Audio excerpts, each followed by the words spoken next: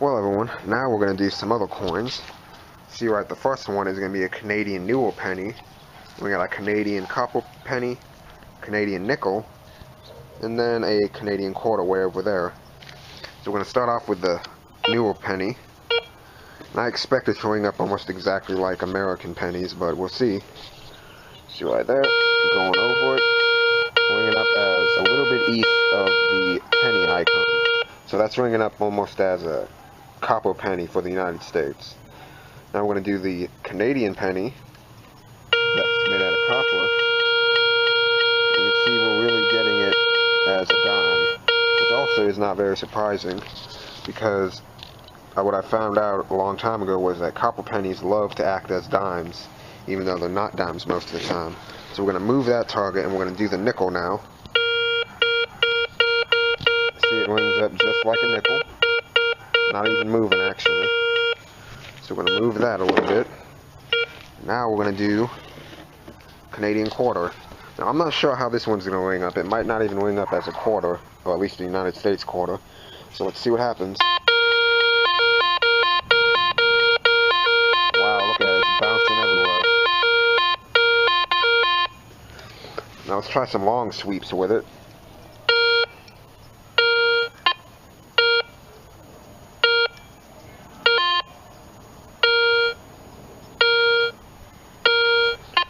Now that's actually kind of weird. As we saw, it was bouncing everywhere. So, and there's no targets that are interfering with it right now. The nickel and penny are way over there. So I'm not entirely sure why it acted like that, but it appears that with Canadian pennies, with the Canadian quarters, it wants to act as as basically everything, as you saw in there. So next we're going to do some other targets, some more interesting targets. See what the Ace 250 says there are.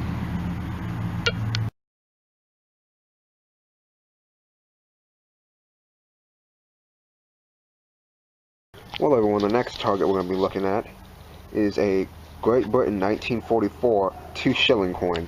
Now, this is the coin that Texas Tico gave me as a gift in a video that I posted a couple months ago. It is made out of silver. I'm not entirely sure what the percentage is, but I believe it's at least 50%. So we're going to place this down right there. Alright, like that. I'm going to see what the Ace 250 thinks it is. Now, I've never used the Ace 250 over this coin, so I have no idea what it's going to say. So I'm going to place the Ace 250 right there, turn it on. Settings are saved, and we're going to see what happens. Here we go.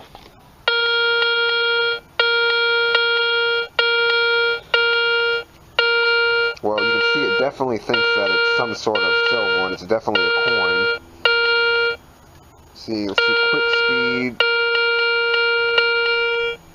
It's really saying that it's a dime, which is not that surprising, because what you find with the Ace 250 at least is that with the stock concentric coil, as we've been using, most silver shows up as a dime. Even if it's big silver, it doesn't like to show up as a quarter or as a half unless it's a half or a quarter.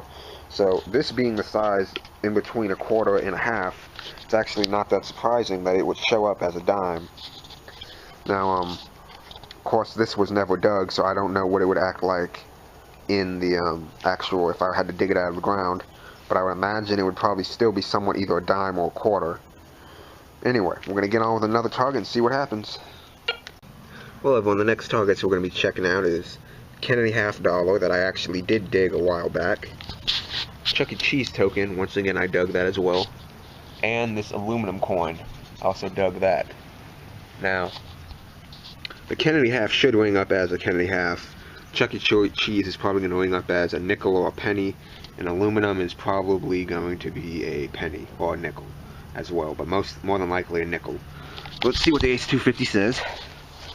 Turn it back on. Bring it over here. Line up the camera. Yeah, look at it.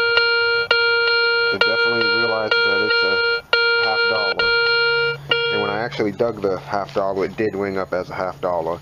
But of course, oddly enough, if you find two quarters on top of each other, or right beside each other, the Ace 250 will generally say that that's a $50 as well. So the Ace 250 is good at math, as it turns out. Now, next we're going to try Chuck E. Cheese. Like I said, it's probably going to be a nickel or a penny.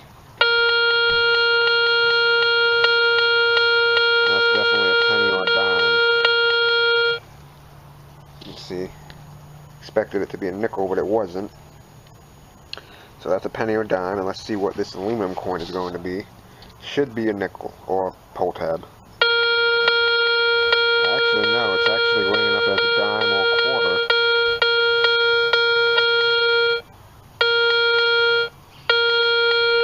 So that's pretty interesting. So we had a Kennedy half ring up as a half, Chuck E. Cheese ring up as a penny or a dime, and then aluminum ring up as a dime or a quarter. So that's pretty interesting. See what else we can see with the Ace 250 for a few other targets we're going to try out. Okay everyone, for this next target, we've got a 1 ounce exactly sterling silver chain bracelet.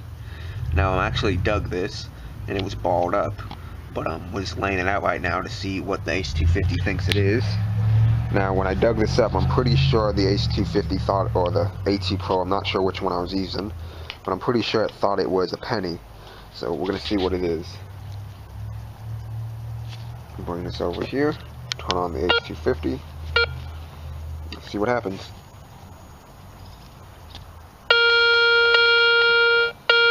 Yep, it's definitely thinking that it's a penny or a dime, copper penny or a dime.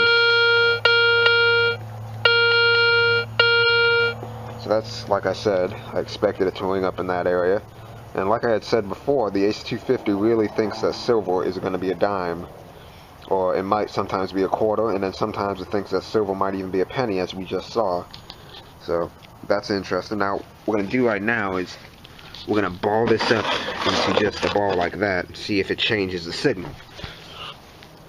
It might, but I'm not 100% sure. See what happens.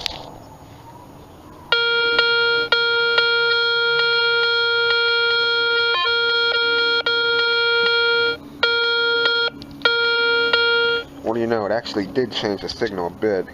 It was willing to bounce more over, as we saw, to the quarter. And it also went to the pull tab a couple times.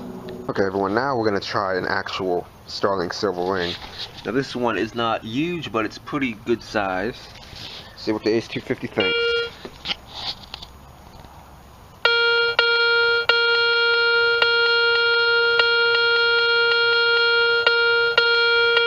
Now that's actually pretty strange.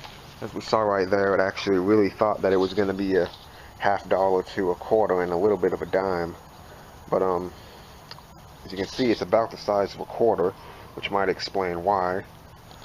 But you would think that it would show up like a dime, just like the other silver that we've seen, but not so much.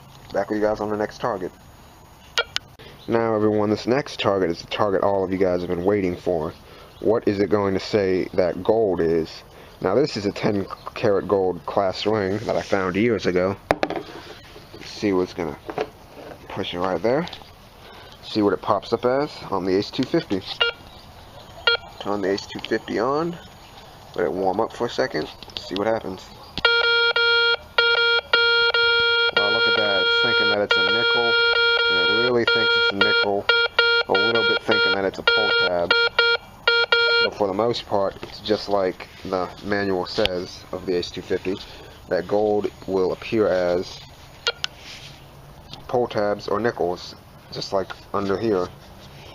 So that's pretty obvious, and that's why you should always dig pull tabs, because if you don't dig pull tabs or nickel because you get sick of digging trash, well, you're probably never going to find much gold.